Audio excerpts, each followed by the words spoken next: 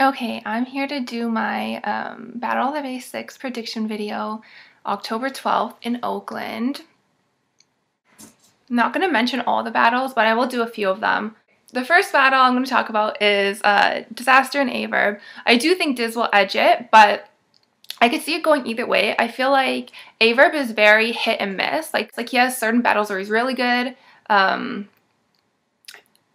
Who was that when he was like, "This is how you talk to your son"?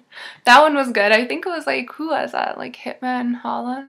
And then there's other battles like the one with Charlie Clips where he was just very off. And I mean, people want to say it was the audience, but the crowd wasn't reacting because he just wasn't good. Like, he wasn't good. I do think he will be great for the King of the Dot crowd.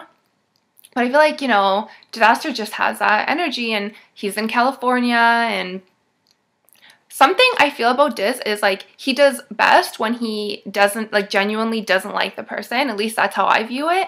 And if you've seen that they were kind of bickering on Twitter and arguing on Twitter, I think, like, a few weeks ago. So I feel like Diz kind of does that on purpose. I mean, I don't know, but just kind of give himself that motivation to really just, like, go in on the person.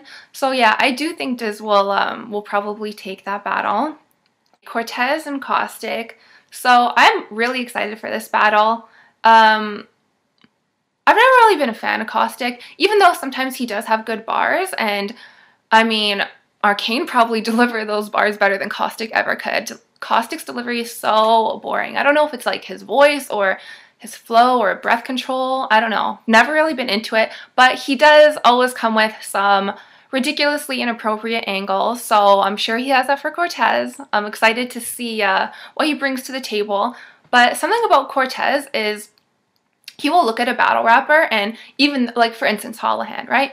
You see Hollahan, you know that the Bruce B angle is there. CORTEZ will take that Bruce B angle and reinvent how it's delivered to everyone, right? So he'll give it spin it in a different light and make it interesting again. So although we know all these things about CAUSTIC, you know, writing for Arcane, Jefferson Price, blah blah blah, I feel like CORTEZ is going to take that and just make it interesting again. So I'm excited to see that. I don't know, maybe because it's like Cali, maybe CAUSTIC will win.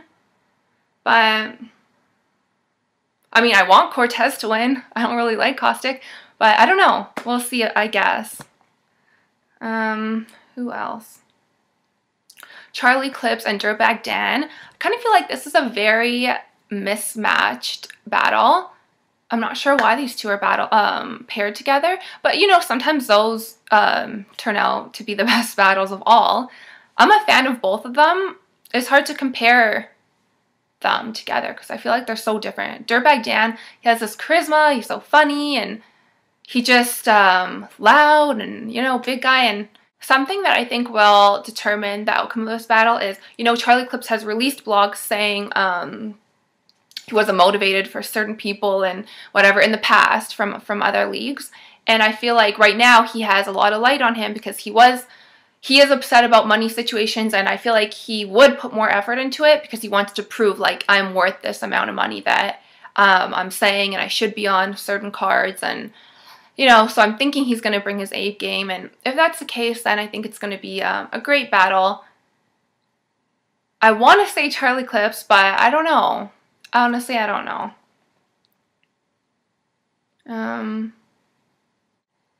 REMY'D and Nestle. So I think this is such a great matchup. I think that they are very similar. Their strong point, I feel like, is like their delivery and just how everything flows so nicely. And I do think Nestle is going to edge it.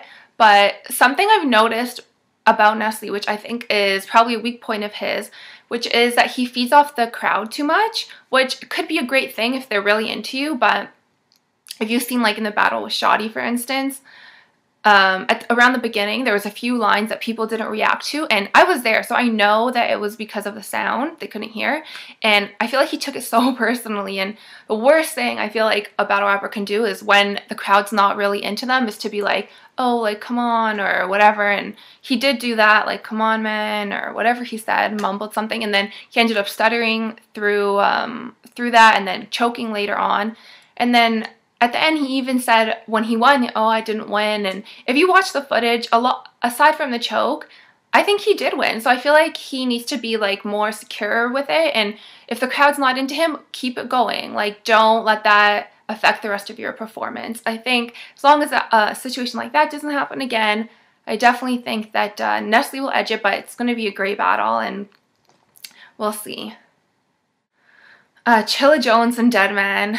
I mean, no offense to Deadman, but I just feel like both of them are so boring. It's very, I tried to watch a few of their battles to kind of like give a prediction, but Deadman is so boring. I mean, CHILLA's boring too, but I just couldn't get into it. And I mean, I don't know who's going to take it. I really don't.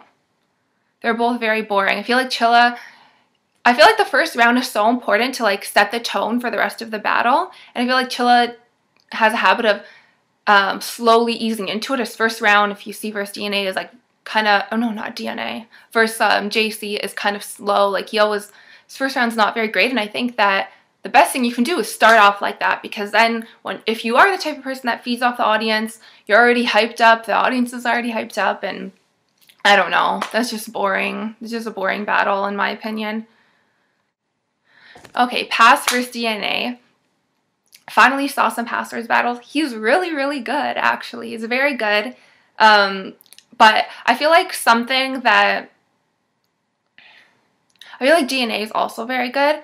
So if you put one good artist beside another good artist, you know, it's fair play. But then DNA just has that freestyling ability, which I feel like when a crowd is judging, it's like, okay, he has a good verse and he has a good verse, and then when one MC freestyles, it kind of just, it will edge them. Do you know what I mean? So I feel like they're both going to have good verses, but if DNA freestyles, I definitely think that will steal the attention and steal the spotlight, and he will take it. DAYLYT and Head Ice. So I've never been a fan of the DAYLYT antics, but he is good. He does have bars, aside from all the antics.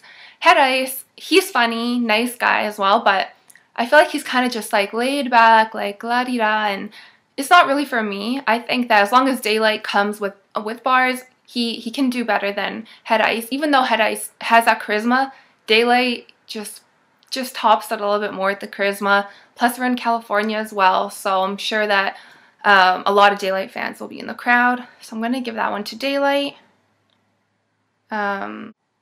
So yeah, I know there's other battles, but there are certain people that I tried to watch their battles, but there's certain people I just really couldn't get into at all.